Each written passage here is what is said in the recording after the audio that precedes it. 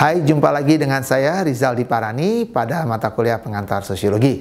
Kali ini kita akan masuk pada tema perubahan sosial, yang mana saya katakan tema ini agak berbeda dengan tema-tema sebelumnya yang kita pelajari. Kenapa saya katakan berbeda? Kalau tema-tema yang kita pelajari sebelumnya itu lebih memfokuskan pada sosiologi mikro dan sosiologi meso, sementara perubahan sosial kita memfokuskan pada sosiologi makro. Nah, apa itu perubahan sosial? Kenapa bentuk-bentuk perubahan sosial itu sangat penting? Tanpa kita sadari, mungkin kita sudah ada dalam bagian perubahan tersebut. Perubahan sosial adalah satu transformasi atau satu perpindahan atau satu peralihan dari masyarakat tertentu menuju pada tahapan yang lebih baik. Jadi perubahan sosial di sini dikategorikan sebagai suatu perubahan yang mengarah pada sesuatu yang sifatnya lebih baik. Nah itu, jadi bagaimana mentransformasi suatu bentuk masyarakat, merubah suatu bentuk masyarakat, untuk kemudian menuju pada masyarakat yang lebih baik. Oke. Ada beberapa pola perubahan sosial yang nanti akan kita bahas di sini. Pola perubahan sosial yang pertama adalah pola linear, yang kedua adalah pola siklus, dan yang ketiga adalah merupakan pola gabungan. Nanti kita akan lihat bahwa dari mana kita bisa mengambil contoh yang dimaksudkan dengan pola linear, kemudian pola siklus, dan juga yang terakhir pada pola gabungan. Saya akan masuk pada pola yang pertama, pola linear. Pola linear ini adalah suatu proses perubahan sosial yang sifatnya bertahap. Kenapa saya katakan bertahap? Karena tidak secara langsung dia menuju pada suatu perbaikan, tapi dia akan mengarah pada tahapan-tahapan tertentu. Jadi berjenjang.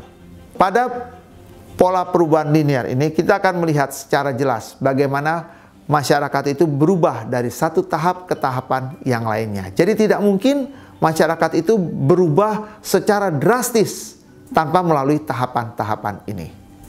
Salah satu tokoh yang sangat dominan pada pola linear ini adalah seorang tokoh sosiologi yang bernama Auguste Comte. Auguste Comte, seorang sosiolog, mengemukakan mengenai perubahan pola linear ini. Dan beliau menyebutnya dengan 3 tahapan, perubahan 3 tahapan. Sebelum saya menjelaskan mengenai 3 tahapan perubahan sosial menurut Comte, sebaiknya saya menjelaskan mengenai arah perubahan sosial yang dikemukakan oleh Comte. Dan untuk menentukan arah perubahan itu ada 3 hal yang harus diperhatikan. Yang pertama adalah pasti, yang kedua tidak terelakkan, dan yang ketiga mengarah pada tujuan yang sama. Jadi dengan kata lain bahwa perubahan itu sesuatu yang pasti. Jadi tidak mungkin masyarakat itu tidak berubah. Yang kedua, perubahan itu tidak bisa dielakkan. Mau tidak mau, suka tidak suka, masyarakat itu harus berubah. Dan yang terakhir bahwa perubahan itu harus mengarah pada satu tujuan yang sama, yang jelas, yang ingin dicapai. Itu merupakan arahan dari perubahan sosial menurut Comte. Sekarang saya masuk pada 3 tahapan perubahan sosial yang dikemukakan oleh Comte. Tahapan yang pertama adalah tahapan teologis dan militer. Nah, ini adalah merupakan awal dari terbentuknya suatu masyarakat. Mungkin secara mudahnya kita bisa melihat bahwa apa sih yang bisa membentuk suatu masyarakat sehingga akhirnya ada tatanan atau ada tingkatan institusi yang jelas di dalamnya, adalah ketika masyarakat itu mulai diarahkan pada keyakinan, adanya suatu keyakinan akan Tuhan teologis. Nah, pada saat munculnya suatu perasaan atau adanya suatu keyakinan di mana agama itu mulai berpengaruh terhadap manusia, maka disinilah merupakan starting point atau titik awal manusia untuk berubah. Jadi Comte mengatakan secara jelas bahwa agamalah sebenarnya yang melandasi perubahan sosial dalam masyarakat. Bagaimana kita bisa melihat ini? Mungkin nampak jelas ketika kita melihat mungkin film-film kolosal yang juga menyangkut ada latar belakang historis, di mana mungkin pada mitos Yunani kuno atau Romawi, di situ akan tergambar jelas bagaimana agama itu sangat dominan, sangat mempengaruhi relasi dalam masyarakat. Dan juga pada tahapan itu kita akan sangat melihat bagaimana munculnya semangat kolonialisme, semangat menguasai, imperialisme, menjajah. Nah, tahapan-tahapan itu kita juga mengenal di mana militer punya pengaruh yang besar dalam suatu masyarakat. Masyarakat dikatakan kuat apabila secara teologis mereka punya kepercayaan yang kuat dan mereka punya militer yang kuat. Ini adalah merupakan tahapan pertama. Tahap kedua yang dikemukakan oleh Comte adalah tahap perubahan pada arah metafisik dan yuridis. Nah, apa itu metafisik? Metafisik itu adalah bagaimana manusia itu melakukan suatu proses imajinasi. Manusia berpikir untuk mengembangkan sesuatu, untuk menemukan sesuatu. Nah, itu adalah metafisik. Kita bisa melihat adanya temuan-temuan. Adanya temuan mesin uap, adanya penemuan listrik. Nah, itu adalah tahapan-tahapan metafisik. Dan juga yang nyata bahwa selain masyarakat berlomba-lomba untuk mencari atau menciptakan temuan-temuan baru, berpikir untuk inovatif, yang juga nampak dalam masyarakat itu adalah munculnya hukum. Masyarakat jadi mulai lebih teratur. Jadi ada pergeseran. Kalau tadinya masyarakat sangat terpengaruh oleh kekuatan militer, sekarang masyarakat sudah lebih bisa diarahkan pada adanya suatu kepastian hukum yang melandasi setiap relasi yang dibentuk antara mereka. Jadi pada tahapan ini ada sesuatu yang unik. Masyarakat sudah lebih firm, sudah lebih kokoh, sudah mempunyai suatu landasan yang jelas. Kemampuan berpikir sudah mulai berkembang, tidak lagi terbatas pada pemikiran agama, tapi juga mulai masuk pada tahapan-tahapan untuk menciptakan segala sesuatu yang dirasakan bisa membuat kemajuan dalam masyarakatnya. Dan tentunya ada kepastian, ada tata aturan yang melandasi setiap relasi yang dibentuk oleh mereka. Jadi ini adalah tahapan kedua, tahapan metafisik dan tahapan yuridis. Kita masuk pada tahapan yang ketiga. Tahapan yang ketiga adalah tahapan ilmu pengetahuan dan tahapan industri. Nah, ini adalah tahapan yang kita rasakan sekarang ini. Jadi apa sih tahapan ilmu pengetahuan? Tahapan ilmu pengetahuan itu adalah tahapan bagaimana kita berusaha untuk melakukan legitimasi terhadap pemikiran-pemikiran dalam metafisik. Jadi setelah dilakukan penemuan-penemuan, setelah dirasakan bahwa penemuan itu bisa digunakan untuk masyarakat, bisa dikembangkan, maka pada saat itulah muncul yang namanya ilmu pengetahuan. Pada saat itulah ilmu pengetahuan berkembang. Dan pada saat itulah orang beramai-ramai menggunakan segala temuan-temuan tersebut. Dan sudah mendapatkan suatu pengakuan dari masyarakat bahwa ilmu pengetahuan itu adalah sesuatu yang berguna. Masyarakat bisa maju kalau memiliki pengetahuan, ilmu pengetahuan. Oke, setelah masyarakat berpikir seperti itu, masyarakat masuk pada tahapan berikutnya. Kalau tadinya kita berpaku pada yuridis, sekarang kita berpaku pada industri. Kita pada pasar. Jadi semakin besar temuan yang kita bisa hasilkan, semakin besar juga kemampuan kita untuk menguasai industri. Kita lihat saja bagaimana industri Jepang, industri-industri di Jerman, bagaimana mereka menguasai industri otomotif di dunia. Kita tahu merek BMW, kita tahu merek Mercedes, kita tahu merek Volkswagen, kita tahu merek Toyota, kita tahu merek Honda, kita tahu merek Mitsubishi, dan lainnya. Dan kalau kita lihat pasar otomotif di dunia, itulah dia merek-merek yang kita temui. Jadi kita sudah masuk pada tahapan ilmu pengetahuan dan industri.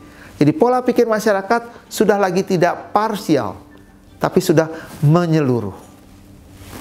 Nah, ini adalah tahapan pola perubahan pola linier yang dikemukakan oleh Auguste Comte. Bentuk perubahan sosial yang kedua adalah dengan bentuk perubahan sosial pola siklus. Pola siklus itu kalau kita lihat arahnya adalah seperti kita menggambarkan sebuah roda. Jadi di mana perkembangan atau perubahan masyarakat itu mengarah naik ke atas untuk kemudian dia bisa turun kembali, hilang, pudar, dan nanti akan kembali lagi. Jadi ini adalah merupakan pola yang berulang. Saya akan coba mulai dengan, kita tahu bagaimana pemikiran masyarakat Yunani dan Romawi di masa lampau. Kita tahu bagaimana tingginya nilai-nilai budaya yang dikembangkan oleh mereka.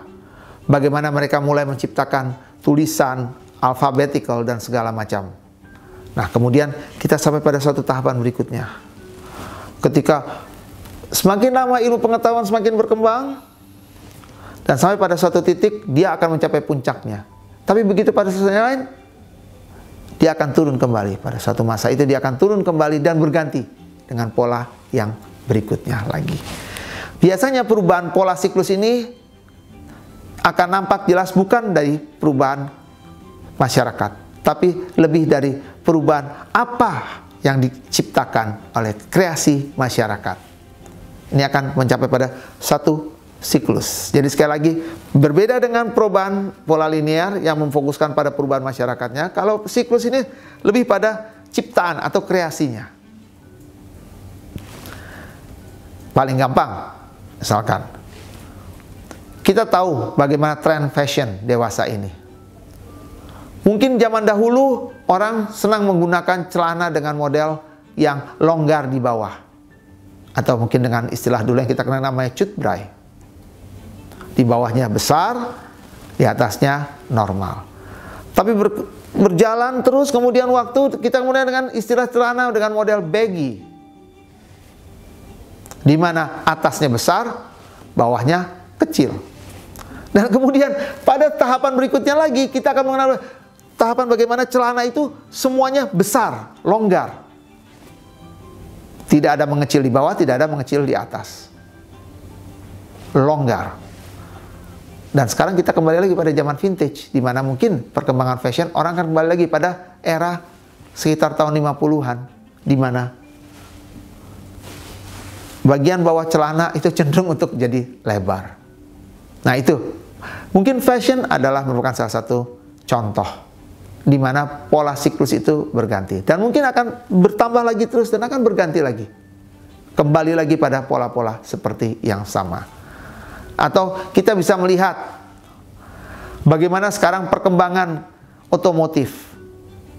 Kalau dulu pada era tahun 40-50-an, mungkin penciptaan mobil atau industri mobil mungkin hanya difokuskan pada mobil yang hanya bisa mengangkut 2 orang atau maksimum 4 orang. Tapi bersamaan dengan perkembangan zaman, mobil bertambah menjadi lebih besar size-nya. Orang sudah meninggalkan mobil yang hanya bisa mengangkut 2 orang, yang dianggap tidak ekonomis. Karena masyarakat sudah bertambah besar, berkeluarga. Akhirnya penciptaan mobil besar. Dan sekarang kembali lagi pada zaman ini, di mana kita tahu ada mobil yang namanya smart car, mobil yang hanya diciptakan untuk 2 orang. Jadi ini adalah pola yang tidak pernah habis, siklus dari bawah naik ke atas, turun lagi ke bawah, dan terus berganti seperti jalannya sebuah roda. Salah satu tokoh sosiologi yang menggunakan atau mencoba untuk mengembangkan pola perubahan siklus ini adalah tokoh yang bernama Vilfredo Pareto. Tapi pada saat itu beliau memfokuskan pada bagaimana perkembangan dunia politik. Politik juga merupakan siklus. Dan dia bagaimana masyarakat itu dimulai dari kelompok elit dan non-elit, kemudian berganti lagi. Yang non-elit bisa menjadi elit dan yang elit bisa menjadi non-elit. Dan ini sebenarnya masih berlaku pada konteks masyarakat kita sekarang ini. Kalau kita lihat di Inggris mungkin ada partai konservatif dan partai buruh. Ada masanya di mana partai konservatif memegang tampuk pimpinan dan partai buruh sebagai partai oposisi. Dan pada waktunya lagi akan berganti, partai buruh yang pegang tampuk pimpinan dan konservatif yang jadi oposisi. Ini kira-kira merupakan satu gambaran. Vilfredo Pareto merupakan seperti itu. Jadi saya memberikan contoh pada dunia fashion, dan kemudian juga Pareto juga memberikan gambaran ini tidak hanya pada konteks fashion atau pada industri, tapi ini juga bisa pada konteks masyarakat dalam bentuk politik. Namun tidak merubah masyarakat itu secara keseluruhan. Jadi hanya satu bagian dari masyarakatnya saja yang berubah. Kita masuk pada tahapan terakhir atau pola perubahan sosial yang merupakan gabungan. Oke, kalau tadi kita sudah membahas mengenai siklus. Kita sudah bahas yang sebelumnya lagi, kita bahas mengenai pola linear. Sekarang kita bahas bagaimana menggabungkan antara siklus dengan linear. Salah seorang tokoh sosiologi yang mencoba untuk membuat atau menggambarkan pola perubahan gabungan ini adalah seorang yang bernama Karl Marx. Jadi bagaimana Karl Marx mengemukakan teori konfliknya, itu menggambarkan bahwa ini adalah merupakan suatu perubahan pola gabungan. Saya coba gambarkan. Inti dari teori konfliknya Marx itu adalah teori perjuangan kelas, terutama dari pemilikan alat produksi. Jadi dalam konteks masyarakat itu ada masyarakat yang memiliki alat produksi, kalau dikenal dengan kelas bourgeois, dan masyarakat yang tidak memiliki alat produksi, yang dikenal dengan kelas proletar atau pekerja. Nah, bagaimana kedua perubahan sebelumnya ini digabungkan? Bahwa Marx percaya bahwa perubahan masyarakat itu akan mengarah pada sesuatu yang pasti dan akan mengarah pada satu tujuan yang sama yang ingin dicapai. Saya ambil contoh bahwa kalau kita pada saat pola pemikiran Marx, kalau kita mau menjadi seorang yang kaya, maka mau tidak mau kita harus memiliki alat produksi. Hanya alat produksilah yang bisa membuat kita kaya. Jadi pada tahapan tertentu, seseorang harus berusaha untuk meningkatkan kapasitasnya untuk bisa memiliki satu alat yang digunakan sebagai alat produksi. Kalau dia sudah bisa memiliki alat produksi, berarti dia sudah masuk pada tahapan yang jelas. Dan nantinya akan mengarah pada tujuan yang sama, menghasilkan barang. Namun demikian, saya menggambarkan bahwa ini juga merupakan suatu siklus. Karena untuk bisa memiliki alat produksi, maka kaum proletar juga harus melakukan satu pergerakan. Harus mengadakan satu, dalam tanda petik, perlawanan.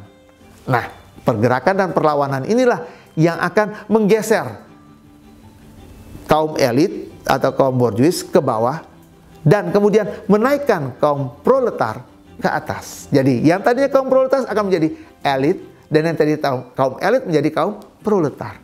Jadi ini adalah merupakan satu dinamika yang tidak pernah bisa kita hindari dalam masyarakat. Ini adalah merupakan satu proses gabungan.